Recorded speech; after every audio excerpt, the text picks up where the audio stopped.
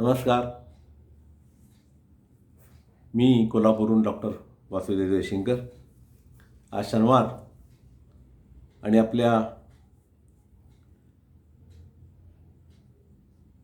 थोड्याशा मॉडर्न आध्यात्मिक संबंधी जीवन संदेश ही जी मालिका आपण सुरू केलेली आहे, तर त्याविषयी आज मी बोलणार आहे. त्याला जीवन संदेश म्हणायचं कारण असं, अध्यात्म असू दे, प्रॅक्टिकल असू दे, अनुभव असू दे, त्यातनं काहीतरी माणसाला शिकायला मिळतंच. आणि अध्यात्म म्हणजे तरी काय आहे? मॉडर्न अध्यात्म म्हणजे आपले जे काही सगळे ग्रंथ आहेत त्या अनेक अनुभवांचा खजिना आहे. त्यातनं आपल्याला काहीतरी शिकायला मिळतोय, उपदेश मिळतोय. मग ते भागवत असू दे, ज्ञानेश्वरी असू दे, कुठली असू ना, सगळ्यातून आपल्याला काही ना काहीतरी जीवनामध्ये चांगलं करण्याची शिकायचा मार्ग मिळतो, संदेश मिळतो. म्हणून मी या मालिकेला जीवन संदेश म्हणतोय. 2 संदेश मी तुम्हाला दिलेत. आजचा विषय घेतलेला आहे, तुम्हाला सारखं लोक म्हणताना आठवतील की हे कलियुग आहे, कलियुग आहे, कलियुग आहे. बरं, तर माझा आत्ता प्रश्नच असा आहे, कलियुग म्हणजे काय? कलियुग म्हणजे काय? आता हा प्रश्न जेव्हा मी सांगतोय त्यावेळेला एक छोटीशी कृष्ण आणि पांडवांची गोष्ट सांगणार आहे. तर आपल्याला माहिती आहे की 4 युग आहेत. पहिले सत्ययुग झालं, द्वापारयुग, त्रेतायुग आणि कलियुग. महाभारताच्या शेवटीला कलियुगाचा प्रारंभ झालेला होता आणि आपण अजून कलियुगात आहोत. आणि कलियुगात काय होणार आहे याचं काय काय होणार ते रामायणात लिहून ठेवलेलं आहे. मी त्याच्या अगोदर 3-4 हजार वर्ष. पण प्रत्यक्षामध्ये बऱ्याच काळ, बरेच वर्ष, बरेच सगळे उलतापालत होत असते. आणि कृष्णासारखा एक विद्वान माणूस, जो देवाचा अंश मानला जातो, असा मनुष्य रूपात असल्या कारणामुळे, तो पांडवांच्या जवळ असल्या कारणामुळं पांडवांना सर्व प्रकारचं मार्गदर्शन नसे. याचा अर्थ सर्व पांडव हे अत्यंत हुशार होते, कौरवही हुशार होते. कारण त्यावेळेला गुरुकुल पद्धती होती.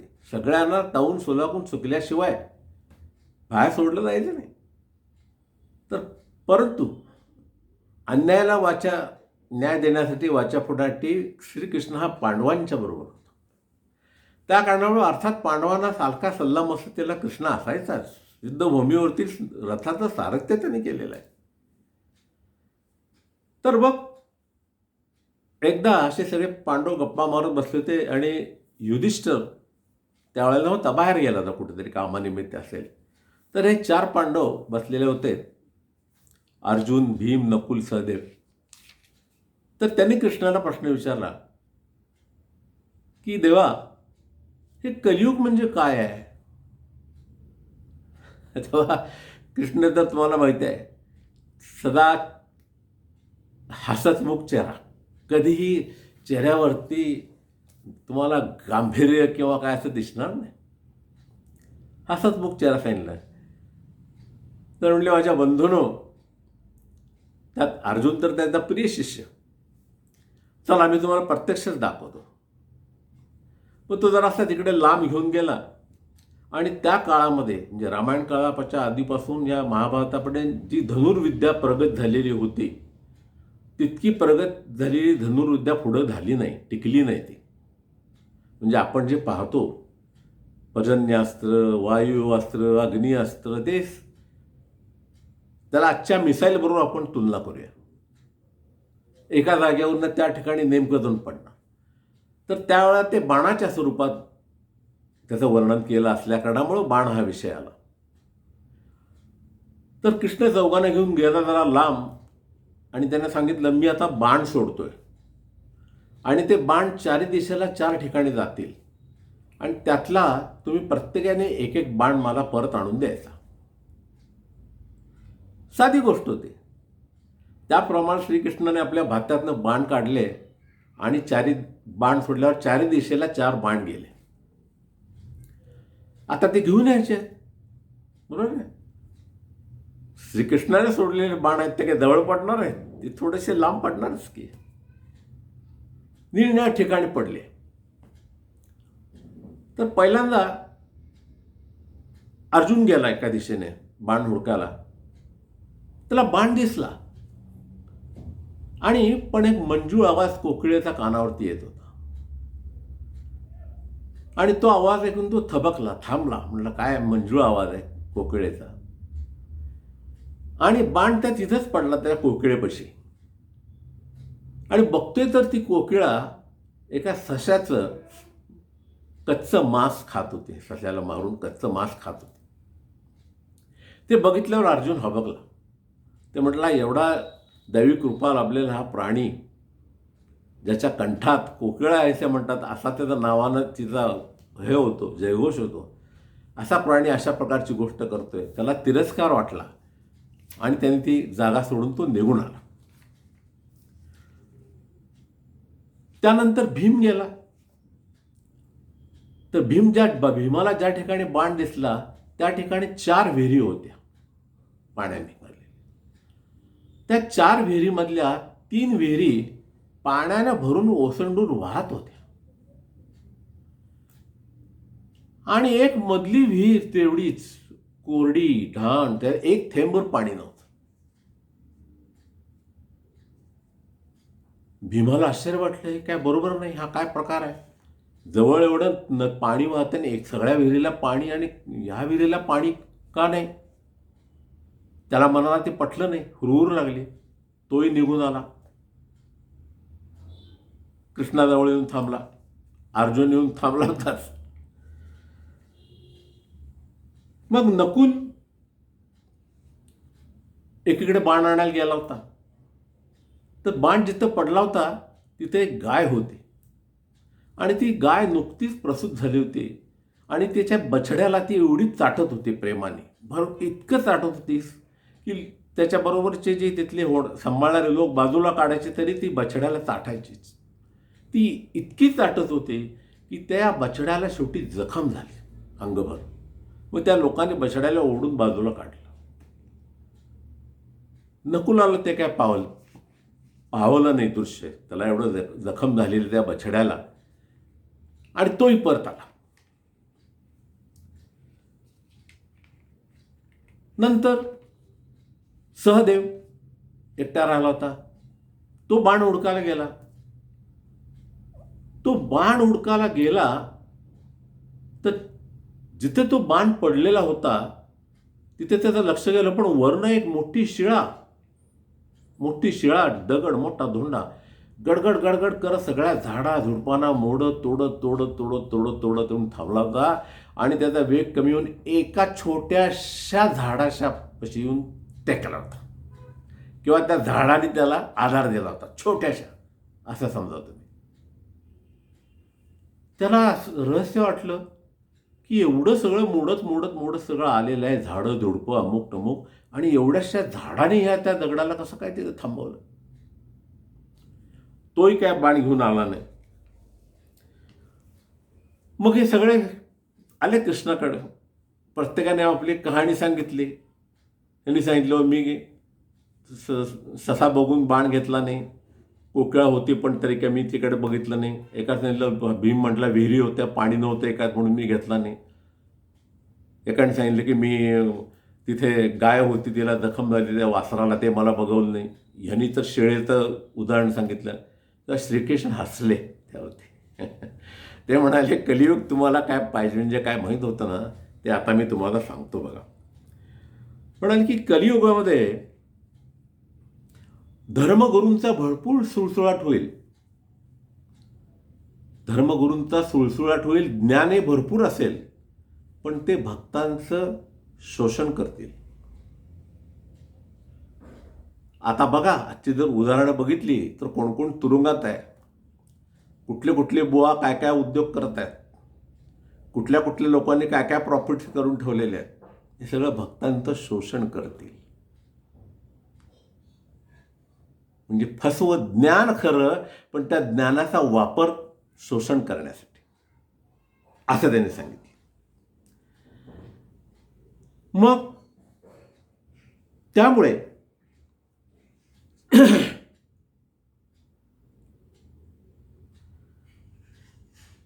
भीम म्हणला माझ्या प्रश्नाचं उत्तर. तर श्रीकृष्ण म्हणाले कलियुगामध्ये लोक श्रीमंत असतील भरपूर, परंतु कुणाला ते पैसे देणार नाहीत, गरजवंताला पैसे देणार नाहीत, चांगल्या कामाला पैसे देणार नाहीत. त्या विहिरीसारखं आहे, पाणी जवळ सगळं आहे, पण त्या गरज असलेल्या विहिरीत पाणी नाही आहे. तशी गत या कलियुगामध्ये श्रीमंत लोकांची आहे.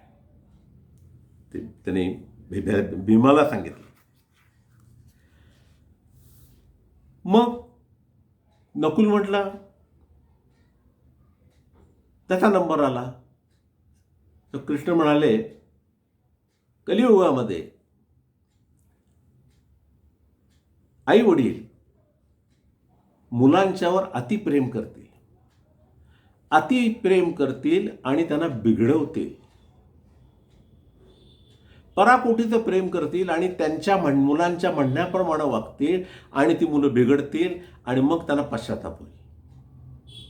आपण आज किती उदाहरणं बघितलेली आहेत. आईवडिलांना फसवण्याची, परदेशात गेलेली, परत न आलेली, पळून गेलेली, मारामारी केलेली, घरातल्या लोकांना अतिप्रेम, आणि ते तुमचं आईवडिलांचं ऐकणार पण नाही. ध्रुव बाळ काय होणार नाही कोण, असं त्यांनी त्याला सांगितलं. आणि मग तीच प्रश्नाचा शेवटचा प्रश्न,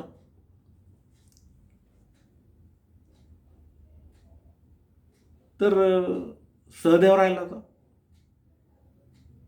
तो म्हटला हे बघ, तुझा प्रश्न असा आहे की कलियुगामध्ये चारित्र्याबद्दल कुठलेही नियमच लागू पडणार नाहीत. चारित्र्य भ्रष्ट लोक या कलियुगामध्ये फिरतील सगळीकडे. इतके चारित्र्य लोक भ्रष्ट असतील की त्यांना नातेवाईक, आई, बहीण, भाऊ, समाज यांच्यातला काही धर्बंध राहणार नाही. सगळ्या बाबतीत चारित्र्य भंग करतील, महिलांचा अपमान करतील, महिलांच्यावर आरोप करतील, महिलांच्यावर बलात्कार होतील. कारण या कलियुगामध्ये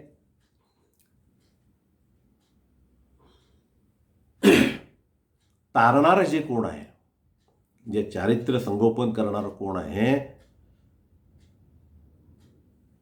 ते देवाचं नाव आहे. बाकीचं सगळं मिळेल तुम्हाला भरपूर,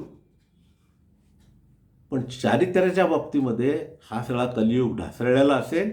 आणि कलियुगामध्ये तुम्हाला एकमेव गोष्ट तुमच्या कामी येईल, ते म्हणजे देवांचं नाव. बाकी तुम्हाला काही करायचं कारण नाही. पूजा अर्चा अमुक तमुक काय नॉट नेसेसरी. ते छोटंसं रोप त्या मोठ्या दगडाला केवळ भगवंताच्या कृपेमुळं ते वाचलं होतं. आता ते वाचलं होतं का त्यांनी दगडाला वाचलं होतं, हा भाग निराळा. पण या कथेमध्ये ते वाचलं गेलं होतं, धरणीमातेला चिकटून होतं, देवाचं नामस्मरण करत होतं. तेव्हा हे कलियुग म्हणजे काय हे श्रीकृष्णाने त्यांना अशा उदाहरणानं समजून दिलं. आणि संदेश काय दिला मग शेवटी? मी मगाशी सांगितलं की कलियुगामध्ये काय काय होईल हे रामायणात लिहून ठेवलेलं आहे. काय लिहिलं रामायणामध्ये? रामायणामध्ये असं लिहिलं की चोर उचक्के नगरशेठ होतील. आता त्यावेळेला नगरशेठ म्हणजे गावातला मोठा म्हणून नगरशेठ होतील. चोर उचक्के आपल्याकडचे कॉर्पोरेटर, मोठे कॉर्पोरेटर, कॉर्पोरेशन मंत्री, अमुक तमुक चोर उचक्के नगर. घरातल्या स्त्रिया घरातल्या पुरुषांच्या बरोबर डान्स करतील, नाचतील, असं लिहिलं होतं ते. जो लोभी असेल, जो भोगी असेल, तो जोगी समजला जाईल. मी आत्ताच उदाहरण दिलं. जो लोभी असेल, भोगी असेल, तो जोगी समजला जाईल. आता ते रामायणातलं महाभारतापर्यंत श्रीकृष्णाच्या उदाहरणापर्यंत आलं आणि त्यांनी ह्या निराळ्या पद्धतीनं परत समजून सांगितलं. तर इथेही पुन्हा कर्मा सिद्धांत लागू होते. तर कृष्ण म्हणाले, माझ्या पांडवांनो, कर्माचं फळ जे असते ना, ते तुम्हाला दशास तसं मिळणार. कर्माचा सिद्धांत आहे, जसं तुम्ही कराल तसं भराल. तेव्हा कर्माचा सिद्धांत तुमच्या कुणालाही चुकलेला नाही आहे. तेव्हा जैसा करेगा वैसा भरेगा, एक. आणि दुसरी गोष्ट, कर्म करायचं असेल तर चांगलं कर्म करा, सत्कर्म करा, तर तुम्ही या कलियुगातनं तरुण जाल. हा संदेश त्यांनी दिला. हा जीवन संदेश मला तुम्हाला आजच्या या छोट्याशा चर्चेतून, संवादातून द्यायचा होता. तो मी दिलेला आहे. आवडला असेल तर लाईक करा, सबस्क्राईब करा.